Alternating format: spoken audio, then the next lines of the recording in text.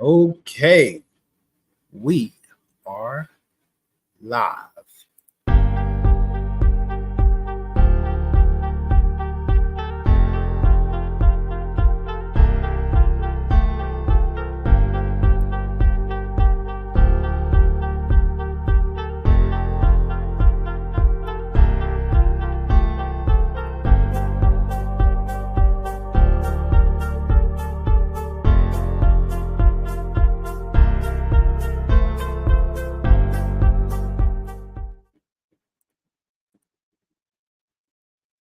What's going on? What's going on?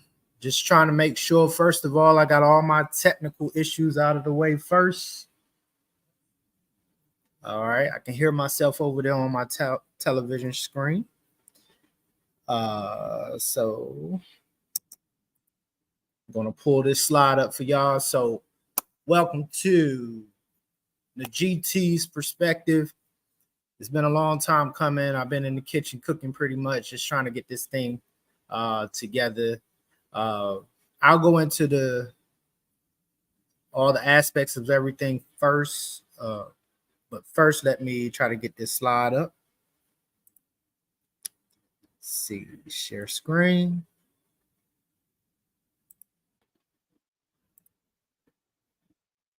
Okay, let's see. How are we looking over there? All right. And more. There we go. Hey, so once again, I just want to welcome everybody to Paradigm Shift TV 314. What you see here is an obituary of one of my good friends that passed away last week, and senseless murder over a lousy $200. I don't think I'll be able to make it to his funeral, but I said once I do this show, I was going to dedicate this to him. Like I said, this was my true friend. His name is Kendrick Gibson. Like I said last week, he was murdered.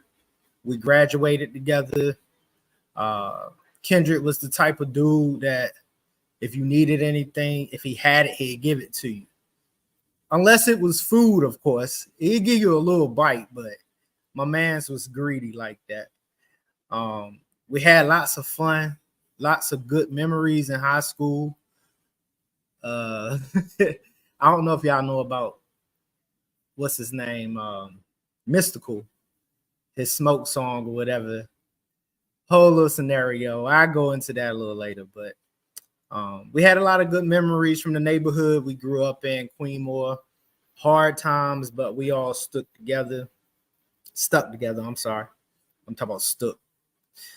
In any case, so I'm sorry. It's just a little rough, you know what I'm saying? But bro, I'm gonna miss you, man. And I do pray to see you in the resurrection. So I'll leave it at that. I will leave it at that.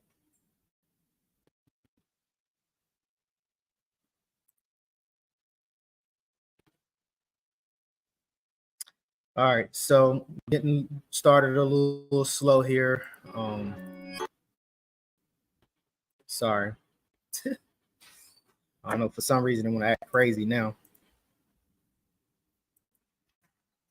Let me do it like this. Okay.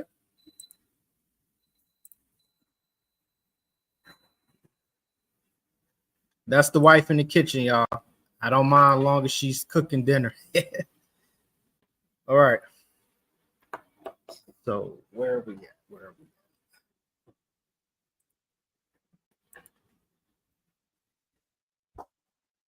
Can y'all see this? Yes, y'all can see this. Great. All right.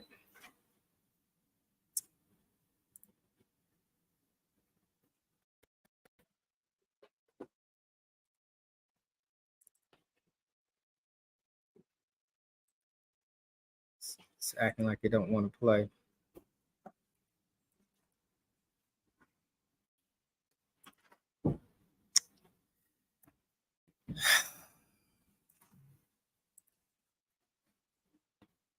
We try to get this song started and then we can start. My apologies. There we go. Let's get it. Yeah. I got next. You know what I'm saying?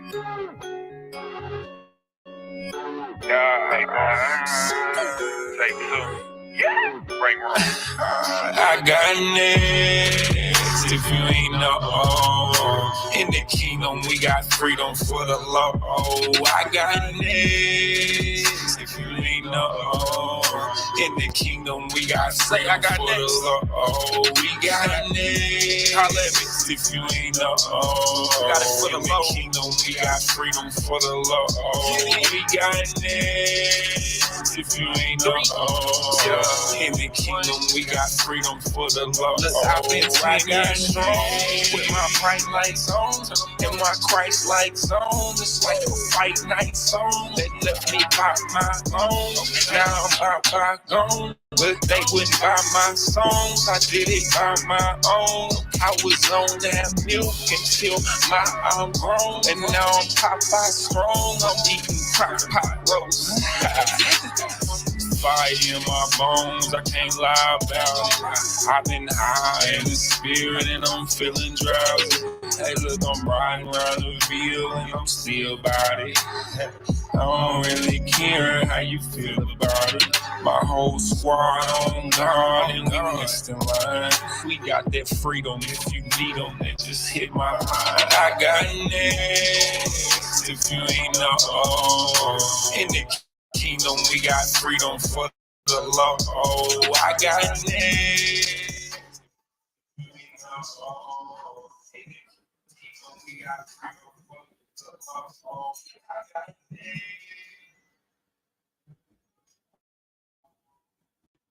All right, let's go ahead and get started. Grace and peace be with you all. My name is Negetee Hawkins, and you can just call me GT. Grace and peace be with you all.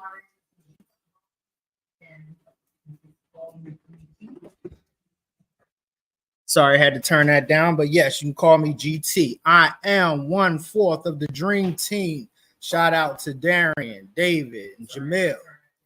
Shout out to DMG for allowing me to be here and allowing me to do this show on this platform.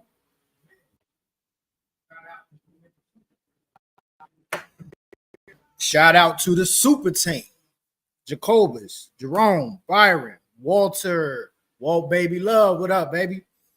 Pastor Trey, Thomas, BK, Leandre, anybody else that I've forgotten from the super team, forgive me, but shout out to the whole super team, Dream Team. Shout out to Paradigm Shift TV, 314, and all its members and subscribers. If you like what you see and hear on this channel, please like and share. Like and share.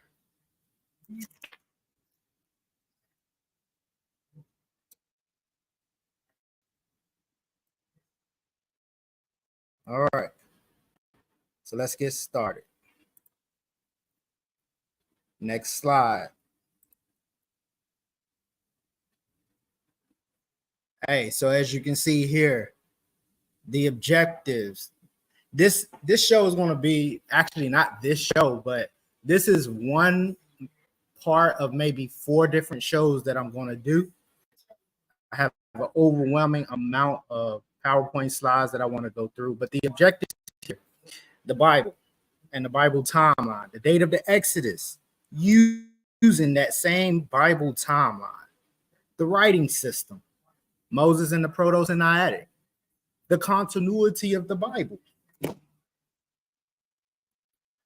The continuity of the Bible from Exodus to today. Our methodology, our attitude towards the biblical text. Moses versus Ramesses II, or as he would say, well, I get to that in a second. Josiah's reign and anachronism. Usa Matre, Septempore, Ramesses Miriamu. This is who I believe is the biblical Shishak. And I plan on proving that by looking at some of his military campaigns in the Levant. David rolled, and the revived technology justified in my eyes. Again, this is Negetee's perspective. Dudamus the first and the second, possibly the death of both. I'll get into that as well. Not today, but this is some of the areas we'll talk about. And then Exodus, how this Exodus points to Jesus Christ.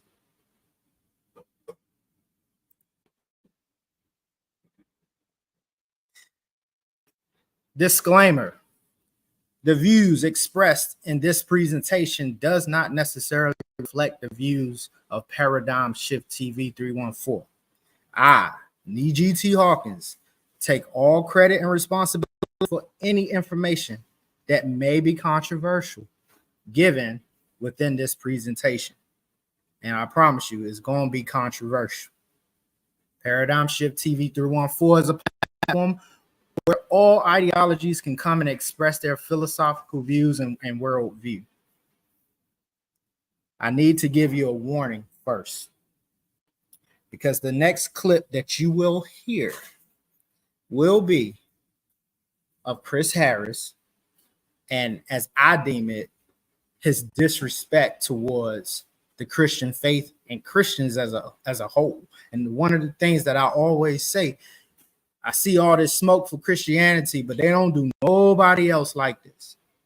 They don't go after the Muslims. You know why? Because the Muslims will probably cut their head off. And that's a fact. So anyways, the video that you're about to listen to, I pulled clips. Like I said, I believe and know that I deem this to be very disrespectful to the Christian faith. And if you have children in the room, if you don't like them hearing things, if you're a Christian and you don't want them hearing things that, you know, may affect them mentally or emotionally, I would say just go ahead, get them out the room, bring them back in when the clip is finished. So without further ado, let's hear the first clip.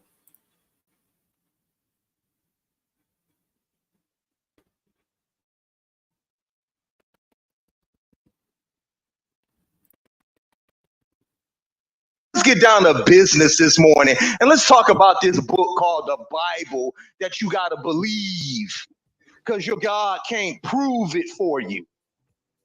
You understand what I'm saying? We got to start opening up the book and saying, where does this make sense at? We up here talking about Hebrew, Aramaic, Jews, and all this other stuff that don't make no sense. Moses never existed. There was no man named Moses that ever lived under Usama'at Ra, Setep and Ra, Ramesses Meriam in the first, second, third, fourth, fifth, sixth, or seventh. He never existed. Which one are y'all talking about? The first, second, third, fourth, fifth, sixth, or seventh? Well, if the city of Ramesses was built on type of Python, what are we talking about? Python. Pitham, excuse me. You gotta say it correct, because somebody might try and come on here and snipe you and create straw man arguments based on that, not on a topic. You know how the Christians. That was wild. That was wild. So this was from clip 823. I let it rock out all the way to about 9:10. And so what I decided to do was to just go ahead and let's just go ahead.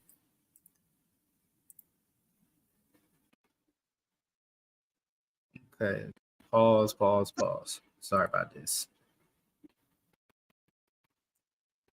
I be having the worst technical issues here.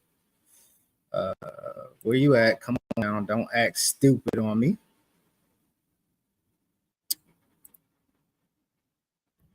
Sorry about that. I'm having technical issues, but I promise you I will get right back to it. But you all heard that Moses didn't exist. Let's talk about the Bible that you have to believe in because your God can't prove it. Such disrespect. All right, so let me go ahead, share the screen again.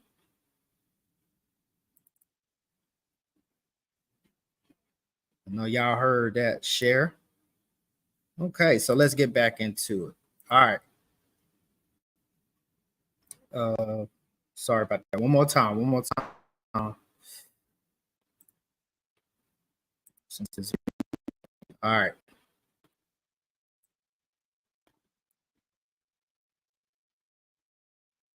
All right. So, in response to Chris, and usually when I talk to people, believers or unbelievers, scripture comes up in my brain as we're talking.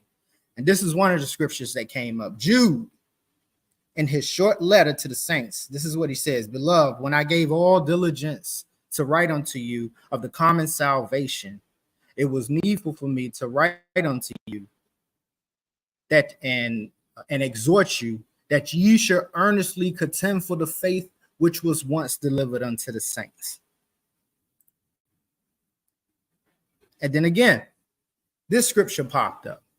But sanctify the Lord God in your hearts and be ready always to give an answer. Notice how I got answer underlined. To give an answer to every man that asks you of the reason of the hope that is in you with meekness and with fear. And basically, that's what I'm doing. But the reason why I got the word answer underlined is because when you go into the Greek text, the word answer there comes from, or it's translated from, the Greek word apologia, basically where we get the word apologetics from. So basically, this is all that I'm doing.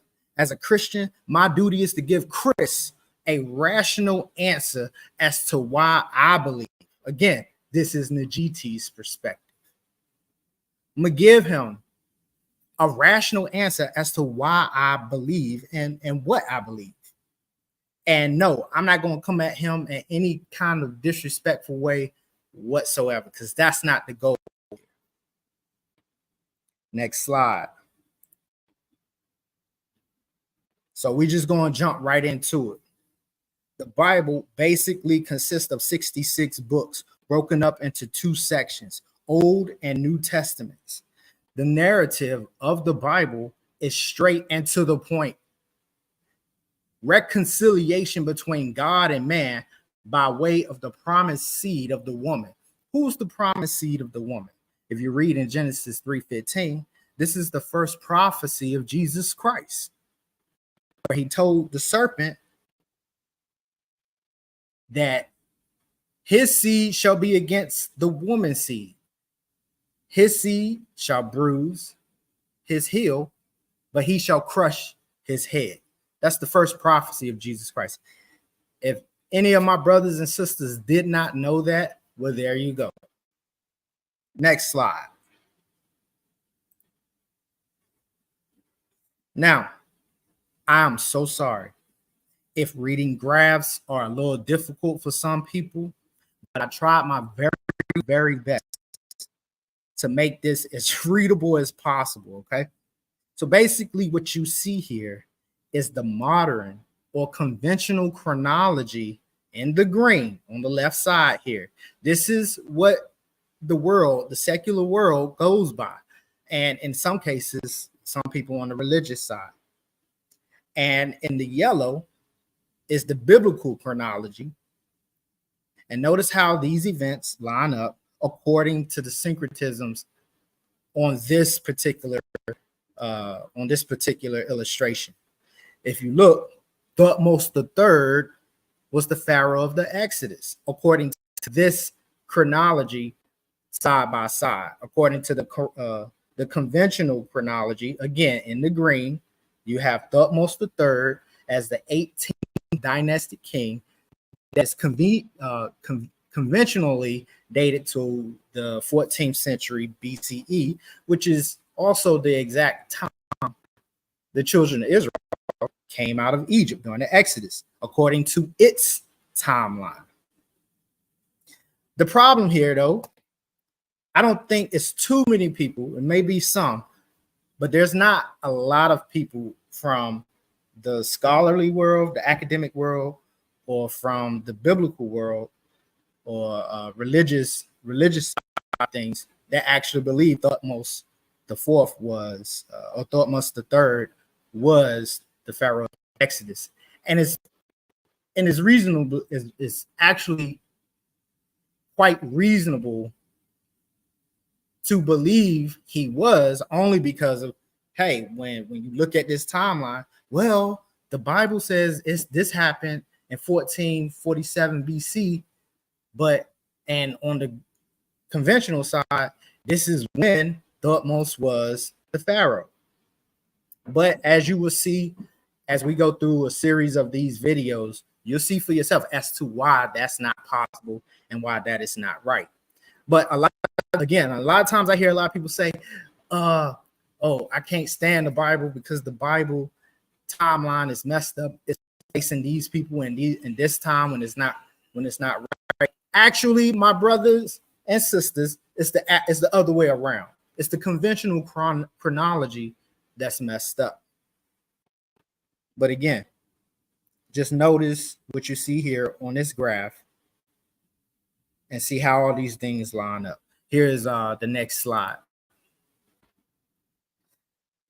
The Bible timeline is based off of several contributing factors. Number one, genealogies between father and his sons and their sons. For example, from Adam to the birth of his son, on this chronology here, 130 years had elapsed. Listen to me again. From Adam, remember, Adam was created on the 6th day. So we can go from the 6th day to 130 years according to this timeline. And that means that 130 years had passed to the birth of Seth. Another contributing factor specific dates are given by the text itself. You can read it, for example, in Genesis when it comes to the time when the ark rested on the mountains of Ararat. According to Genesis, it states that the ark came to rest in the 7th month on the 17th day of the month upon the mountains of Ararat. That's another example. That's how the Bible gives dates. And the reason I'm putting this in there is because Chris, you will hear him as I go through some of these videos.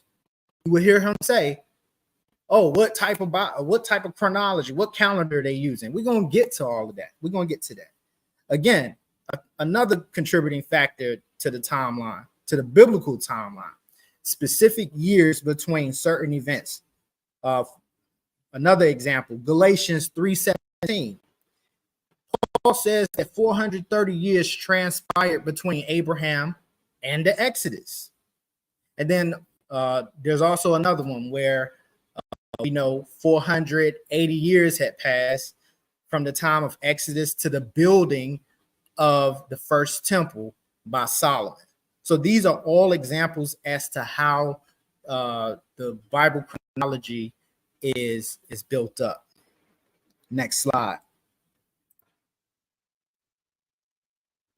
All right, so look, there are two main chronologies of the Bible. The first one you saw was the Masoretic text, which dates creation to around 4004 BC. And these calculations was done by Bishop Ussher. I don't know why every time I say Bishop Ussher, I'll be wanting to say Usher Raymond. You got it, you got it, you got it bad. I'm sorry, I didn't mean to do that. All right. So again, yes, the Masoretic text gives a date of 4004 BC. But when you have the Septuagint, which is actually older, it places creation around 5554 BC. The easy answer as to why this has happened is due to the fact that the Masoretic text has at least 100 years shaved off between Adam and Seth. So, and the same thing is done with some of the other sons. For example, if you can see here how I have it up in the upper left-hand corner.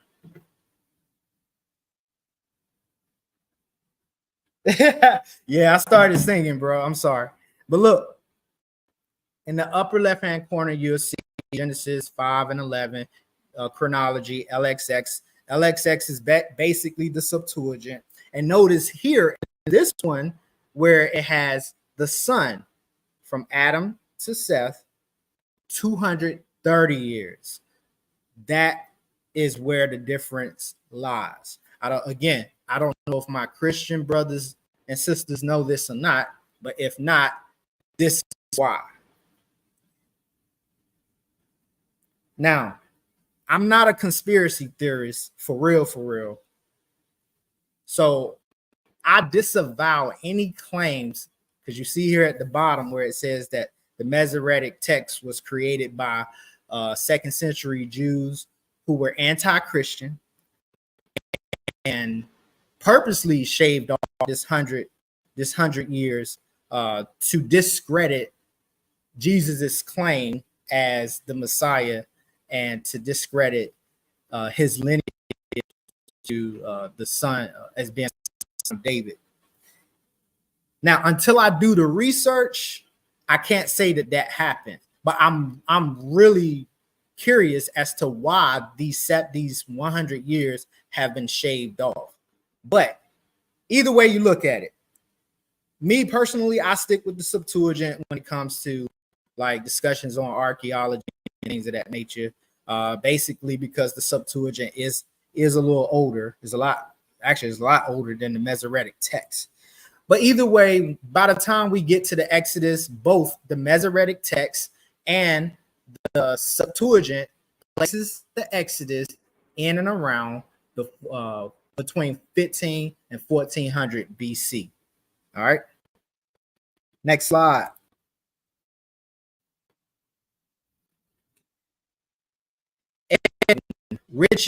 Richard Thiele, born September the 10th, 1895, died 15 April 1986, and he was an American Seventh-day Adventist, missionary in China, editor, archaeologist, writer, and scholar of the Old Testament. He is best known for his chronological studies of the kingdoms of Judah and Israel, and this is from Wikipedia. The reason why I bring him into this discussion is because I use a lot of his work when it comes to dating the times of the kings of Judah and of Israel. Also, I have here Mr. James Usher. No, I'm not going to sing again, Jamil. James Usher, born 4th January 1581, died 21 March 1856. He had a large title. He was the Church of Ireland Archbishop. I can't say the other word. Primate of all Ireland between 1625 and 1656.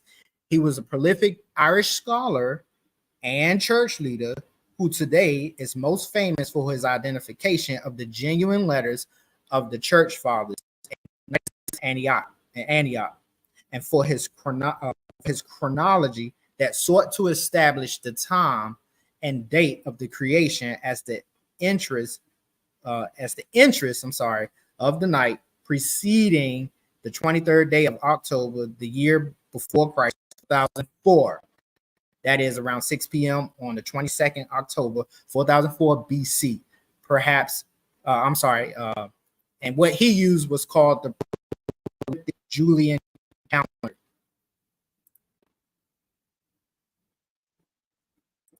Yeah. So, pull my notes up again. All right. And when we dealing with chronologies, like I gave you only like a smidge bit of how chronologies are calculated. It's funny because James Usher's attempt to use the methodology that I just told you all about, counting the sons, the years between the sons and their sons, using the times that we are given in the Old Testament and New Testament, but also there's an astronomical. You have to deviate from one or the other, not deviate, but you have to differentiate between astro and astrological and astronomical, because those are two different things now. In any case, is really interesting that Usher came up to this date, and his original theory about the date of the Exodus was, I believe, 1487 BC. But in recent times, somebody done jumped in here. Oh, it's my boys. What up, J Fax? Yo, what up? What's popping, bro? What's up, bro? My bad for saying. No. You doing your thing. You doing your thing. I'm just trying to get details before we continue. I want to make sure I understand the content. I don't want to throw you off in any way, shape, or form. Oh, all right, good. Start with the subject matter. Or start with the subject of the conversation. Who's Chris? I'm gonna spit my water out. All right, so Chris Harris, you may have seen him jump on your show. You remember? I think we was doing the interview, and he jumped on and he said something in the comment section, but he didn't really jump on. Chris Harris, I believe.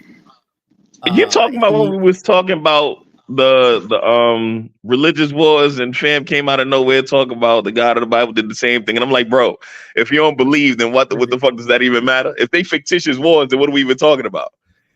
Exactly. Okay, got it. So I know who we talking about. I got you. My fault. I ain't mean to throw you off. Do you think, G? Oh no, I got notes. I'm good. All right, so let's continue on. Pull my notes back up. So so what I was just saying about Usher is that he calculated using the same methodologies that I just explained, Father to Son, the years between certain events, and also but he came to a date of 1487 BC, just using what the Bible, what he deemed as the literal interpretation of what he was reading. And he was actually pretty close, because within a few years, I won't say a few years, but within this century, they discovered what was called an eponymic calendar, and it's an Assyrian document that take notes of who is ruling as mayor at a particular time in their history. I pause. So I don't want to throw off the conversation. I'm just trying to make sure that I'm on the same page and we get valid info, because a lot of people like to question data, which they should, right? The Assyrian document. What's the validity on it? Solid? Oh yeah, it's solid. I mean, look, when we talk to these Kim folk, you know what they like to say: "It's written in stone. It's written in stone." Well, right. But I guess what I'm asking is, what's the likelihood of it being a forgery or something like that? They found it. Where did they find? Matter of fact, you heard of Usher Bonaparte? Bro, the only Usher I know is Raymond. Oh, you mean Ashurbanipal? I know who that is. Yeah. Okay. So apparently, he had a library that contained books that go all the way back to Sumerian times. And when I say books, I don't mean like literal pages and stuff like that. These are stone documents that have cuneiform writings on them. And I can't remember the guy who first interpreted them. However, when they were able to interpret these texts, they found this document that stated at XYZ time this person was reigning, and these events took place in this year or that year, XYZ. So okay. So there was a eclipse that took place around 700 something BC, right before the destruction of Nineveh, and this eclipse was able to be seen from Nineveh. And so today, all you really got to do is go to the NASA website to look at possible dates in the future of eclipses and eclipses that have already happened in the past. And lo and behold, the NASA information and the Assyrian information lines Corroborate up. this narrative. I got you. Yes. I got. All right. I'm just So, making sure. I'm just making sure the information can be sourced. So I have a finger pointed to it historically, because the last thing we need is for this to be seen as if it's just the dream team running their mouth and saying something that can't be supported. Right. oh no, yeah. My fault. I'm just asking questions to keep the thing clear. You track what I'm saying? So keep it moving, G. All right. You got any more questions before I move on? No, absolutely none, bro. I don't mean to throw your flow off. I just want to when things get nailed down, I want them to be nailed down. You feel me? Oh, they nail. It's gonna be nailed down. I'm a nail. Yeah, so you about to make me cut. Anyways, let's go. Next slide. Next slide. Now, this is Sidgefield Herbert Horn.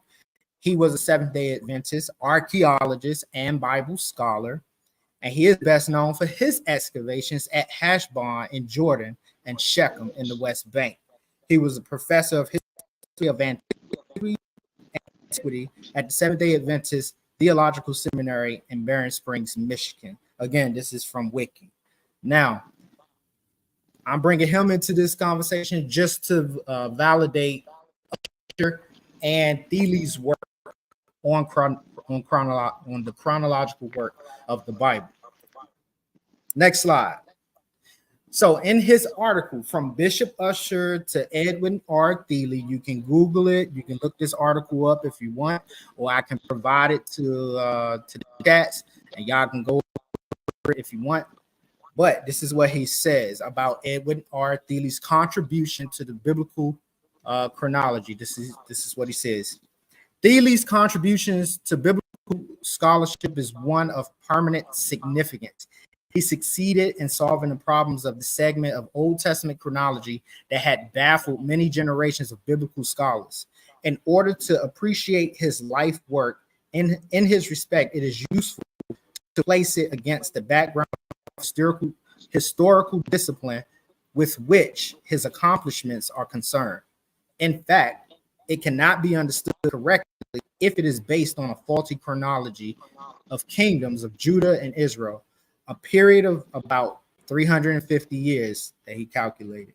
The casual reader of the Old Testament may gain the impression that the reconstruction of the chronology of this period should not be difficult, since the books of Kings and Chronicles, he encounters scores of passages that contain precise chronological data. So in other words, what he's saying is that Thiele, despite despite what we see in the scriptures, there are some things that have to be recalibrated because in some instances they use a literal count, and in other instances they use a general count, or they may even round numbers to the nearest hundred or things. Yeah, of like that nature. some groups tend to try to find specificity while others do their best to end in the ballpark somewhere. Right. So Tracking. basically, yeah, that's what we're dealing with there. Next slide. So then he goes on to Usher. Usher was not, of course, the first scholar who worked out a scheme of Old Testament chronology. I already explained that. In fact, many students of the Bible had developed such systems before Usher, and one of them was Jerome. He had worked out a chronological scheme that found its place in the margins of some Latin Bibles long before Usher. Why did I bring that up? The reason why is because there are some Christian brothers and sisters who try to discredit Usher. I don't know if they do that because of what they may have heard from somebody else, but when you actually read what Usher did, like I explained, you would see that the task in trying to figure these dates out is stupendous. I mean, you not only have to look at the dates or look at years from the genealogies of sons in Genesis. Let's not forget, you get into some of the other books like what Joshua, Deuteronomy, Joshua, Judges, Chronicles, Kings. Trying to calculate all these years, I don't know, Jamel, you can answer this for me. have you ever been reading the Bible and you come across this section of the Bible where it says this person begot this person, then he died, and this person begot this person and his sisters and his brothers, and then he died, and then it goes through like 3 or 4 pages of genealogies. Has that ever happened to you? Where I'm trying to figure out who's daddy. Just the pages in the Bible where they have a list of names of who begat who. Oh yeah, damn that whole chapter can go on like that. Right. So these are the sections of the books where, like, I ain't gonna lie, when I first started reading the Bible, I'd be like, man, let me skip to the good stuff, because man, all these names, these Hebrew names, I can't pronounce. But then later on, like I did when I came across the study of chronology, I didn't realize how important memorizing those names were, because they'll slip a year in there, or they'll give you a time to when something happened. He was king for this amount of time, and then he died. Or like, did you know that there was a female king who reigned for probably about 2.5 years? They're not A female king? Who are we talking about? A judge or actual royalty? Oh, actual royalty. This was in the north. Put me on, bro. Put me on, bro. I'll do that later because I'm looking at my time already at 30 minutes. But I'm just giving you an example as to how strenuous it is to do this chronology. And Usher, at the time that he was alive, he didn't have access to NASA. You see what I'm saying? So he had to go with what he had at the time. But let me continue reading. Looking over these chaotic conditions, easily understand that the works on chronology in which dates were expressed in one or another of the locality's accepted eras and existing usually only in the handwritten manuscripts of the author, found little interest among Bible studying Christians, or were not even understood outside of the author's immediate circle of acquaintance. And this is actually true today. Like, a lot of Christians that I know, my brothers and sisters, are not really into chronology. I mean, it's a hard subject to try and fathom. But once you get into study, is pretty easy. But Usher at his time, it's the same thing. So to fill this void, a kind of stability was created by the biblical chronology worked out by Usher. His use of the best available source material, biblical and non-biblical, that is important, because even today we Christians get scoffed at because people say we only use biblical sources, and you can't use the Bible to interpret the Bible and all this other stuff, or to explain the Bible. It's crazy. But Usher at his time had biblical and non-biblical sources. Let me continue. His use of the best available source material, biblical and non-biblical, and his reputation as an honored church prince and scholar of no mean accomplishment were probably responsible for the fact that his chronological scheme became so widely accepted and popular, and that in the course of time, its dates were inserted into the margins of most of our English Bibles today, and were considered by many Bible readers as an integral part of historical Bible truth. So, again, basically, Usher and Thiele are my main sources that I like to use, but I also use others. But let's continue on. Next slide. All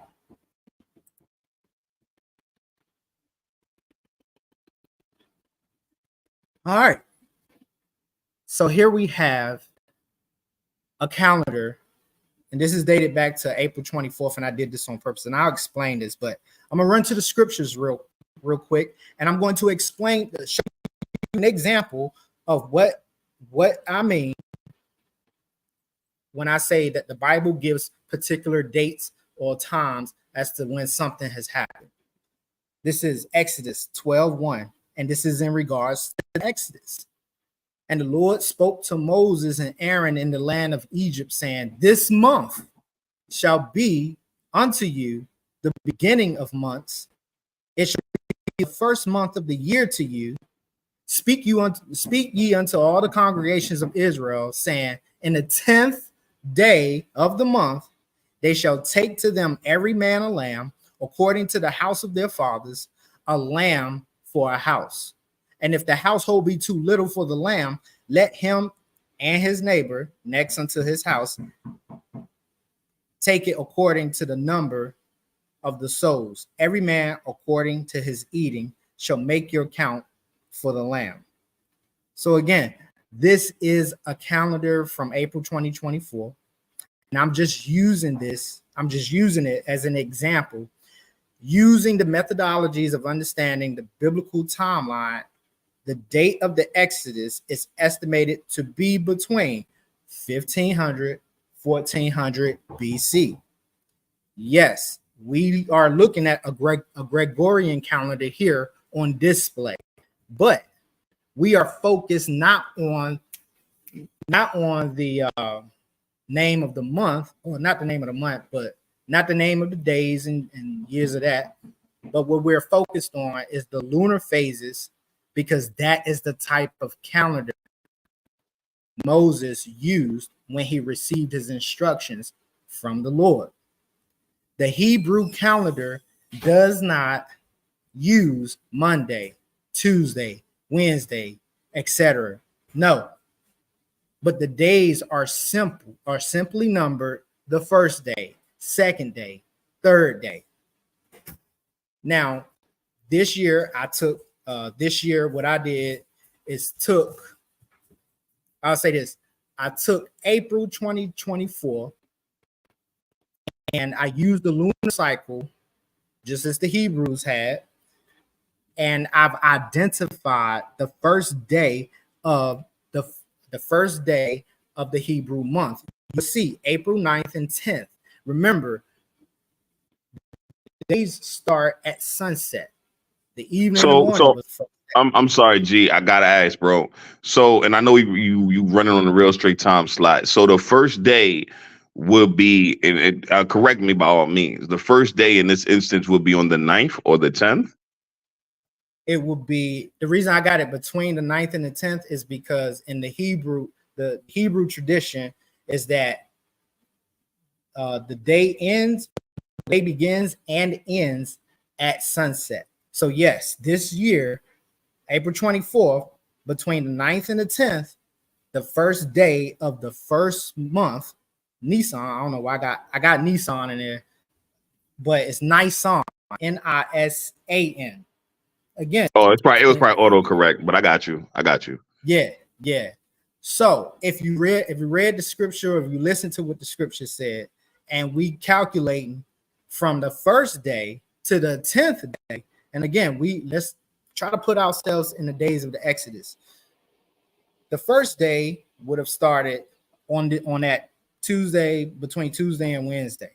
The 10th day would have been 18th and the 19th, naturally, of course. Remember, the 10th day is the day that they were supposed to select the lamb. And what they did was calculate 4 days to the 14th day of Nisan, and they would have slaughtered the lamb, the whole house. On the 14th day, the whole house was to slaughter the lamb. This is where the Passover was started. This is where, this is how it's calculated. This is still tracked this way today. I have a Hebrew calendar. I should have put it up here, but you'll see Pascha, 14th day of Nisan. Now, this is crazy. This is where I get in trouble with my Christian brothers and sisters. And I don't really care, because to me, this is not a salvation issue, trying to figure out when exactly Jesus Christ was crucified. But, yeah, it's kind of pointless, but I got you. Yeah. Keep rocking, Brody. I'm listening to you. Right. I was just pointing out the fact that if I'm going to observe it, I'm just going to observe it exactly how the Bible say. On the 14th day is Passover night.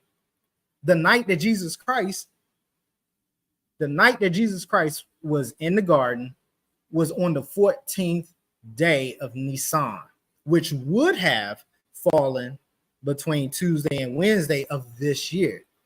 Again, there's no Monday, Tuesday, Wednesday, Thursday, Friday, Saturday. Nah, not even Saturday.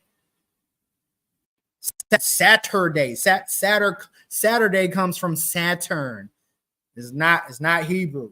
And one other thing, y'all stop confusing me for a Hebrew Israelite. I know I got a beard and everything, but no, I'm not a BHI. I'm just pointing out right here. Look, first day of Nisan, 9 and 10. 10th day, they would select the lamb. 14th day, they was to kill the lamb for the Passover feast. I got another question, bro. Please don't kill me, G. I got another question. How exactly does this, because this is a response to Mr. Harris, right? How exactly does this like reject or counter what it is he was trying to say? I'm asking so that I make sure I'm on the same page, because I'm still confused. You teaching me something here. You know what I'm saying? I don't know nothing. Jay just be existing and floating. So you tell me what's going on. Look, it's cool. So this part here is not really, I'm not countering Chris. I'm giving him an answer. And the reason why is because he asked the question. And I'll play some of his clips in the next shows, but I wanted to start out with this first. This is so you laying the framework to the answer to what he said. You're not actually countering anything he's saying. You just like, look, this is what it is. I believe in why I believe what it is. Roger that. That's a good copy. Tracking. Got it, Brody. All right. So he did ask the answer. I mean, he asked the question, what calendar were they using? I'll play that clip again when I get to my other videos. But this is what the Bible. Let's get into that. Yeah, exactly. No, don't let me throw you off, G. You know me. Yeah, keep going, bro. Listen to you. Hey, look, as long as I got notes in front of me, I'm good. And what's my time looking like? 52 minutes. Oh, yes, sir. We are almost done. We are almost done, my friend. Let's see. My notes. Where you at? Come on up. So yeah, pretty much again, if the Hebrews used a lunar calendar. They used a lunar calendar. The first day of the Hebrew month always falls on the first light that appears on the moon, which is called in astronomy a waxing crescent. It's called a new moon because the 20 to 30-day lunar phases have made their rounds and the next lunar cycle begins. Usually, what the Hebrews would do when they went out, the watchman, when he went out into the field at sunset, that's when it's first visible. Right at sunset, you'll see that little slither of light right underneath the moon. That's called a waxing crescent. For anybody who doesn't know, it's called a waxing crescent. Soon as they saw that little bit of sliver of light, they blew the trumpet, and then they would prepare for a holy convocation, meaning they would prepare for their first month or first day assembly, what you would call it, fellowship per se. But yeah, they use a lunar calendar. And another thing that's interesting to me is that the word month is etymologically associated with the word moon. Next slide. I ain't never even peeped that, G. You about to have me go, but yeah, never mind. I was about to go pull it up. That's crazy. That's crazy. That's crazy. I never even stopped to think about that, bro. Go ahead. I'm listening, G. All right. So this is from etymology.com. The word month is etymologically connected to the word moon. We can read all of that, but I want to read mainly what's in that box. Old Norse manor, I can't even pronounce it, but Gothic minups, which is related to minum or moon. The word moon. Originally, the month was the interval between one new moon and the next, a sense attested from late Old English. So all I'm demonstrating here again is that, hey, they use the lunar calendar and the 30 days that it takes for the moon to go from a waxing crescent to a waning crescent, meaning back into the phase of a new moon where you can't see it. It took about 28, 30 days, you know what I'm saying, depending on where you at, honestly, on the globe, not flat earth, but the globe. But again, 28 to 30 days, the phases took place, and the word month is etymologically connected here. So it's a real phenomenon. It's a real thing. All right. Where we at? So notes, where you at? There we go. All right. So the Bible timeline is based off, and this is the finishing joint. The Bible timeline is based off the genealogies given in the scripture, whether it's the Masoretic text or the LXX, which is considered the Septuagint. And you need to understand that the Septuagint has versions to it. But regardless, there are two main timelines that are used in the Bible, the MS and the LXX. The work of Bishop Usher Edmund Thiele helped establish a good working timeline that has been accepted as the standard by most biblical scholars today. The Hebrews also used a lunar calendar. The exact day of the Exodus would have been the 14th day of Nisan between 1500 and 1400 BC. Uh-oh, I thought it was the last slide, but it's not. We're going to continue on. Oh my God. I thought we was at the end, but let's just keep going. All right. Let's see. I think I already finished that. Next slide. Yeah, I had already previous slide. Okay, so now we're getting into the Bible. We're getting into the Bible. So quick facts about the Bible. The first 5 books of the Bible is believed to have been written by Moses between 1447 BC, shortly after after coming out of Egypt, as I stated. The last Old Testament book was written under Nehemiah around 424 to 400 BC. The New Testament books were written between 44 and 96 AD. These books were then canonized around the 4th century AD and continue in use today. What am I saying here? What I'm stating basically is that we have a continuity of the Bible and its progression that has lasted for at least 3,124 years. The main point is that, again, we have at least 1,600 years of continuity from Moses to the beginning of to the writings of the New Testament. These scriptures can be found even in antiquity on 3 different continents. Those continents is, of course, Africa, Asia, and Europe, if I'm not mistaken. Yeah, these was written by 40 different authors. Can you do me a huge favor, Brody? I'm sorry to stop you again. Can you define continuity? You know what I'm saying? I sat in the back of the class in the classroom of 5 people, and I stayed in that classroom all day. No problem. I think I have that definition in one of these slides, but it's just basically a continuous use, unbroken use over time. The basic definition. So we have had the Bible unbroken. It's been in circulation, especially after the 4th century AD, for thousands of years now. And as I stated here, 3,124 years.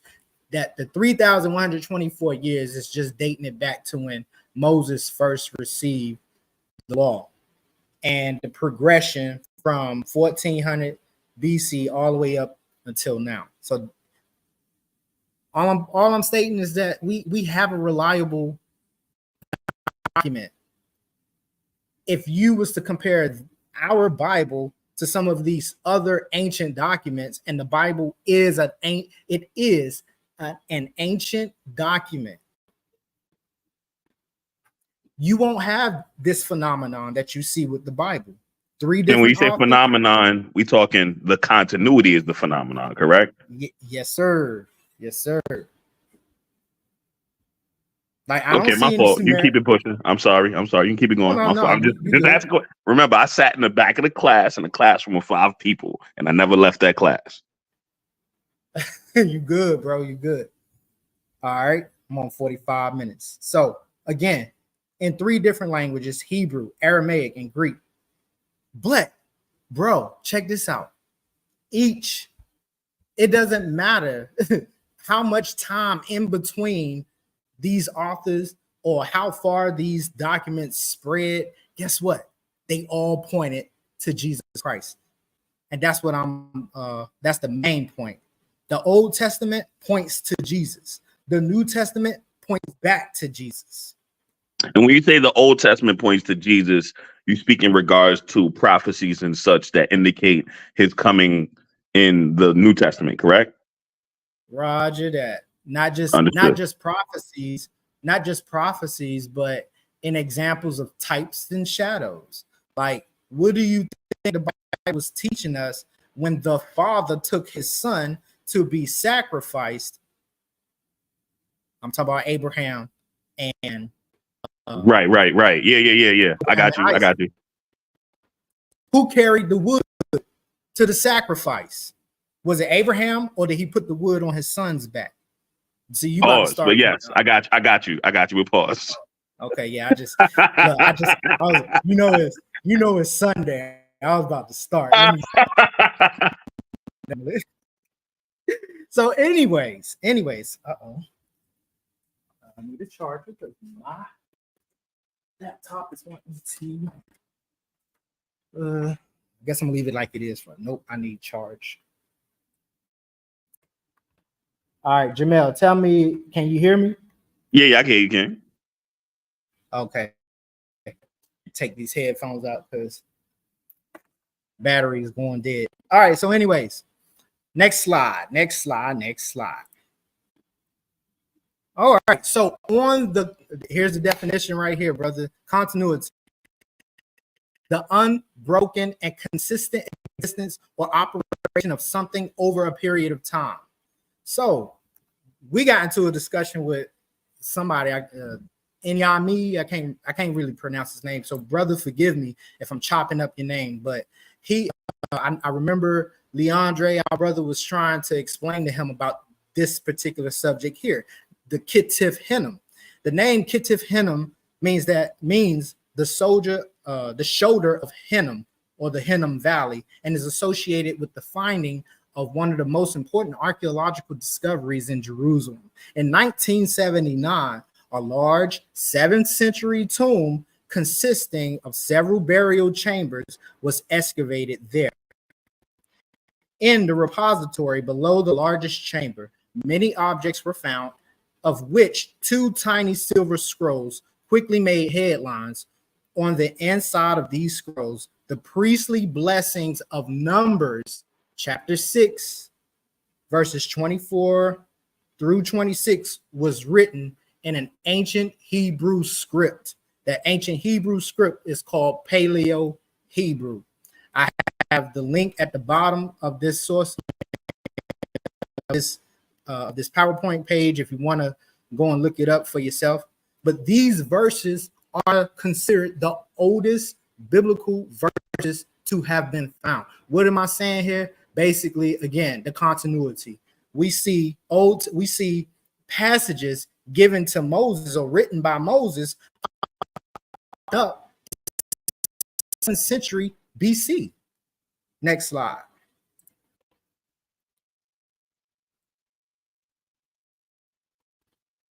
What you see here, 1980s, after 3 years of research and testing, the archaeological world was Yo, G, rocked I don't mean as to, two. G, I don't mean to cut you off, bro. G.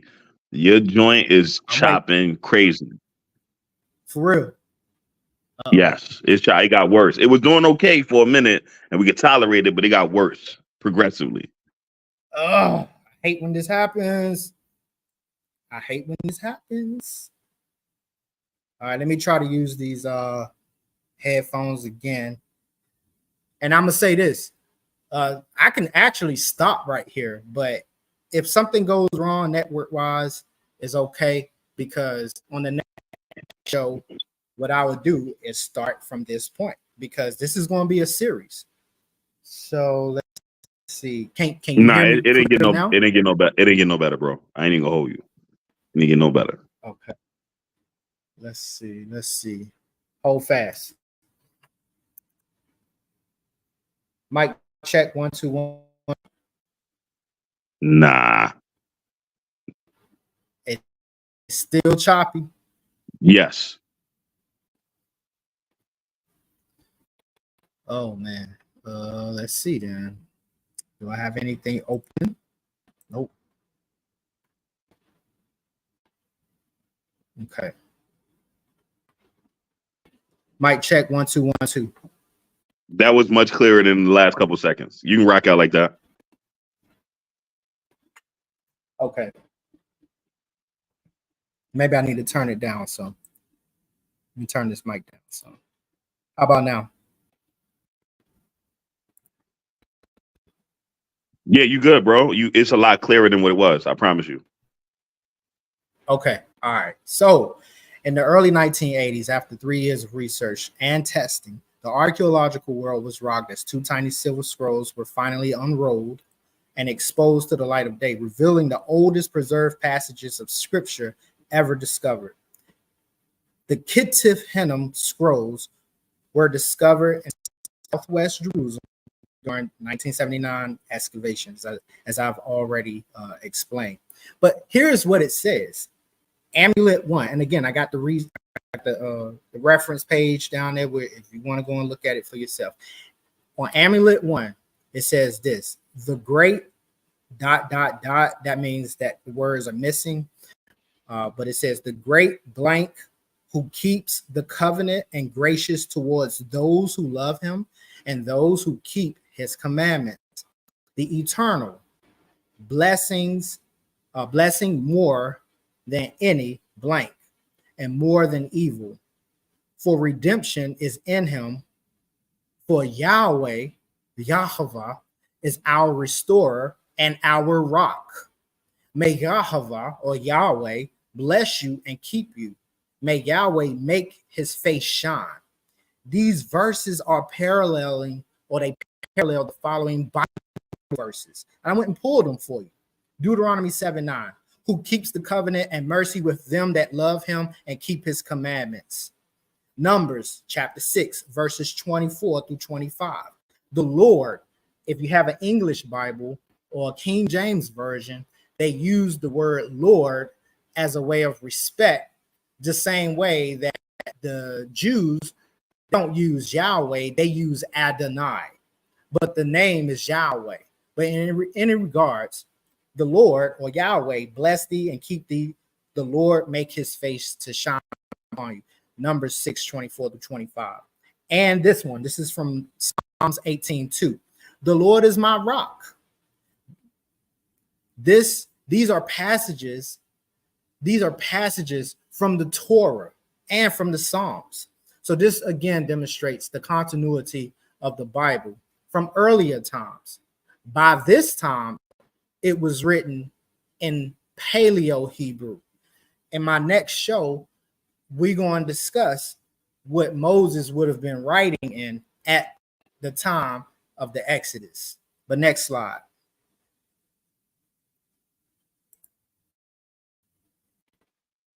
So I believe we are at the end. And let me just summarize this really quickly. The Bible was written by Moses between 1500 and 1400 BC. Its continuity is seen in the example of various verses of the book of the law of Moses, etched into silver amulets referred to as the Ketef Hinnom scrolls, dated to around 700 BC, totaling 700 years from the time of Moses to whoever was buried at Ketef Hinnom. The Ketef Hinnom scrolls are considered, again, the oldest known scriptures of the Torah. And the reason why I have to say that is because they always say, oh, where's the originals? We don't have the originals. Okay, we don't have the originals. But what we do have is copies and written texts that match the originals. We have a whole Septuagint, but next slide. Again, I be thinking ahead of myself. But again, the LXX, the Septuagint, and these are just extra notes that I didn't even put in there for time's sake. The LXX, or the Septuagint, is the Greek translation of the Hebrew text. If you looked at the Ketef Hinnom scrolls, they were written in Paleo Hebrew.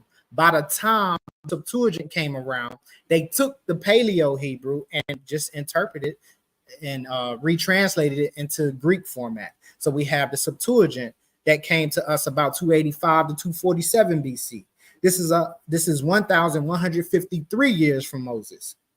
The production of the New Testament books, again, dated to 50 AD to 95 AD with the book of Revelation, totaling the estimate of years of 1,600 years from Moses to the New Testament. The canonization of the Old and New Testaments dates to the 4th century AD. This is a total of 2,000 years from Moses. The various translations that we get after 4th century AD, all the various translations and versions of the Bible up to today, that equates to 3,100. I got 6, but it's 3,124 years BC. Oh, I'm sorry, 3,124 years from Moses. We may not have the originals, but we do have evidence that at least the first 5 books of Moses was accessible 700 years before Christ. Again, we see this with the Ketef Hinnom. And it is still in use to this day. So I suggest, Chris Harris, if you're listening, bro, and I hope you are, I suggest that you go get you a Bible. And if you don't have one, that you go get one and you start to read it. That's all I'm going to say. So with that being said, I am concluding this PowerPoint and I'm going to prepare y'all for the next. So with that being said, I want to say again, thank you to DMG. Thanks to my homeboys, the Dream Team, Super Team, all of y'all.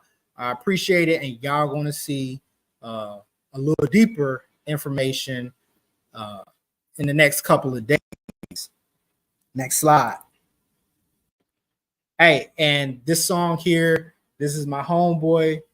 His name is Stephen Crow, Professor Crow. If you don't know who he is, look him up on Facebook, YouTube. He got some good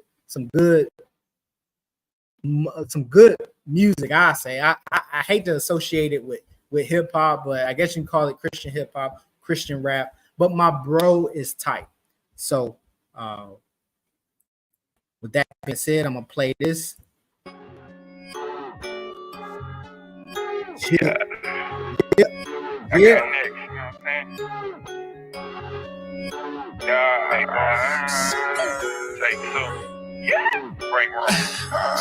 got next if you ain't know.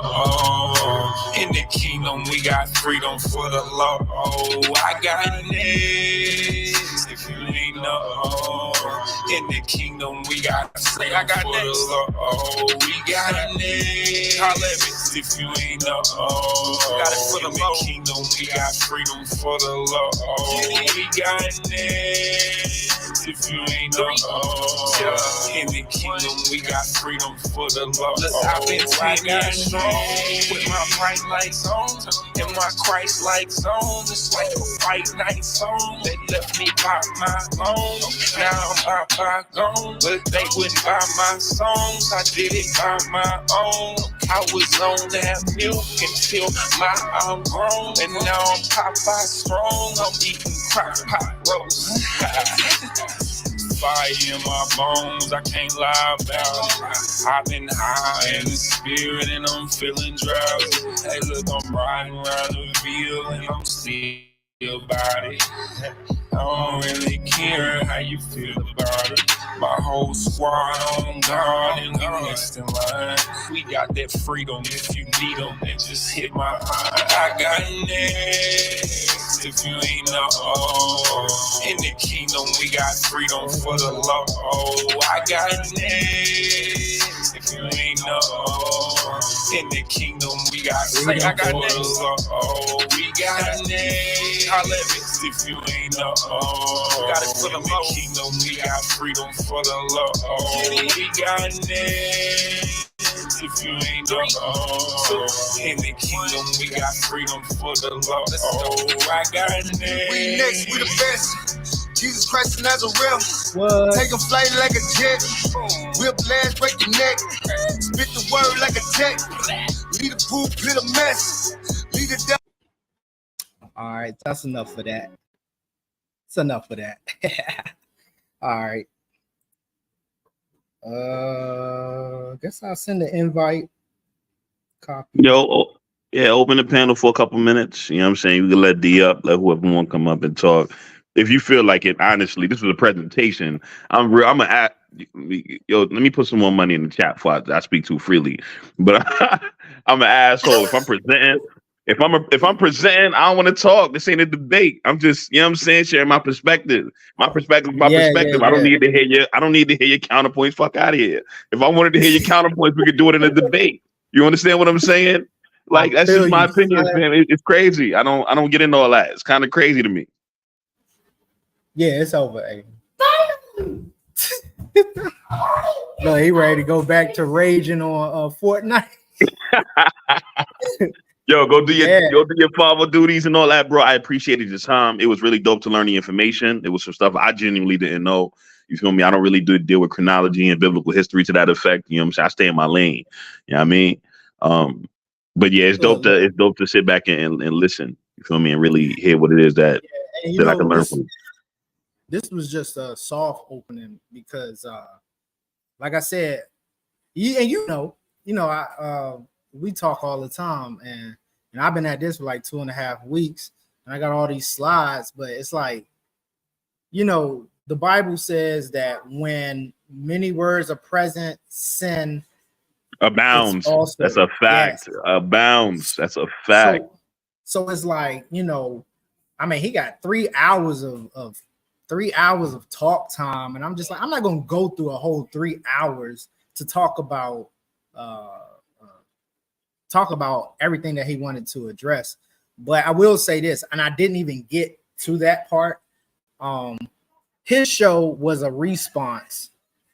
It was a response to the show I did with Dr. Nathaniel Jensen. This was before you got here, or right after you got here.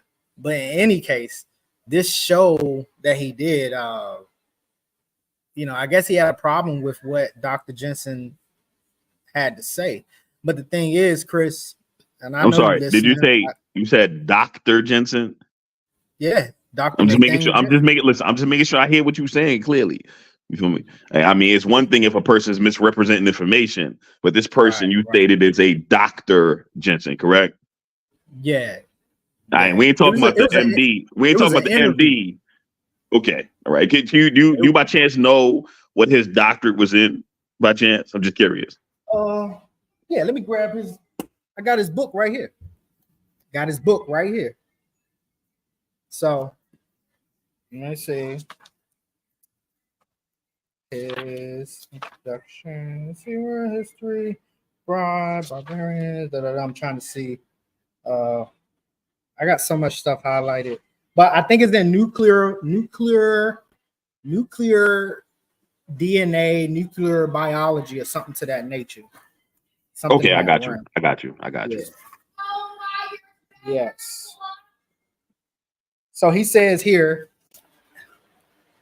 and this ain't even got nothing to do with the Exodus, but he says, I synthesize evidence from geography, languages, written records, and DNA to derive the rest of the story of history, the part of history that my high school class never covered. And the reason why I quoted that was just showing that, hey, he uses all the available sources to him as well. But Chris, let me tell you, bro, I'm gonna tell you something. Let me tell you something. He didn't come on the show to talk about the Exodus. He came to talk about DNA and how that DNA points to the table of nations in Genesis 6, the which that you and others like you seem not to believe. So that's what that show was about. But trying to insert the Exodus and catch him in some type of trap, I mean, it was stupid because you kept referring to, well, he referred to let me say it like this, Jamel. There's a particular time in history where the Egyptians were ruled by Nubian kings. I think it's the 25th, 26th dynasties. Pianki was the founder of this particular Nubian dynasty. But around 664 BC, the Assyrian Esarhaddon came in and caused that dynasty to flee further south. All Dr. Jensen was saying is that it's ironic that around this same time that we see a split, or we see the ancestor of E1B1A and E1B1B migrate into the Sudanese area and then split from there. That was it. But he didn't come to talk about the Exodus. So I left the So I'm just curious. I'm this is the context I'm assuming you're giving concerning the initial show. You did a show with this Dr. Jensen and he was discussing DNA, which is an amazing topic. I love to discuss it. It's phenomenal. Like it really is. But he came on to talk about DNA and somehow we ended up talking about biblical chronology. Say that last part again. And somehow it went from DNA to biblical chronology, is what you're telling me? Yeah, well, in Chris's in his video, it's like he's bouncing from this. It's like a pinball machine. He's all over the place, which is again why I had to narrow it down to 30 minutes of listening to him talk, because he said a whole lot. He said a whole lot in that little interview, but I'm not interview, but in his response. Right. So it was enough for me to build a PowerPoint on. So I got it. You had enough info to actually make a presentation about and actually have the discussion. I got you. That makes sense. Yeah. Look, listen, I appreciate the conversation. I learned a lot. You feel me? I did not know about the first day of Nisan, as you put it. That was really cool. It was really good to learn information such as that and the calendar they use. I had no idea that the word month was etymologically tied to the word moon. I had no clue. That was dope to know. I'm definitely going to do more research on that. That was really cool. It was really cool, G. I learned that in my astronomy class where it stated it plain as day. I was like, hold up, it said the word month came from the word moon because of the precision or the procession of the lunar phases. Wait, whoa! Like, you said you learned it where? In my astronomy class. You took astronomy? Yeah, bro, 2 years. You got a degree in this? No, I ain't got no degree. I ain't got no degree. Oh, okay, so you just took it as a part of a degree you working on? Yeah, it was like an elective class, but you was there when I, Yeah, I got you.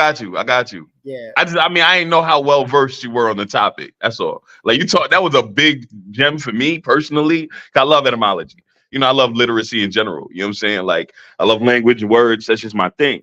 So knowing that the word moon was tied etymologically to month that was a dope gem. I really appreciated that. Seriously. No problem. No problem. Yeah. Shout out to Elder. Appreciate the love. This one was like I said, it was a soft opening. And like I said, I'll show y'all the next slides that's coming up, and we're gonna rock on until I'm finished with these slides, and then we moving on to some real hardcore stuff, like the actual real Mount Sinai with the burnt top, the split Oh rock. boy. That Oh yeah, boy. and I got Oh boy. somebody, I got somebody on ground, literally. So yeah. That's gonna be dope. That's gonna be dope. Well, if this the end, bro, listen, if you're tuning in, make sure y'all drop by and check out to find out who it is that won the debate the other day with A1 and Lord Banu. That's at 7:15 Central Time, 8:15 on the East Coast. Make sure you tune in and see who won. It was an amazing conversation. If you have not seen that debate, by all means, click the link, go find it. It was dope. It was electrifying. A1 came with the theatrics and the charisma. Banu came, showed that he was able to handle his own very well. You feel me? But tune in 7:15 p.m. Central Standard Time, 8:15 Eastern. We're gonna know exactly who won that debate, that conversation. Battle the ideologies. I got Benu. I'm sorry, I got Benu. Yeah. Look, I got Benu on that. I can't say one way or the other. I think both the brothers did their thing. You feel me? So I can't say one way or the other. We're gonna find out though. We only got like another hour or so before we figure it out. G, I appreciate you, bro. Thank you for having me on. You know what I'm saying? I enjoy listening to you. Make sure to let me know the next time you do the part 2 or whenever other parts you do so we can continue with this. Yeah. Hey, no problem. Like I said again, shout out to everybody that came on. Appreciate you, DMG. We got more to come. Again, like Jamel said, if y'all like what you hear, like and subscribe, share. Also, I don't think I got anything else. But again, hey, thank y'all for coming in, and God bless you. Good night.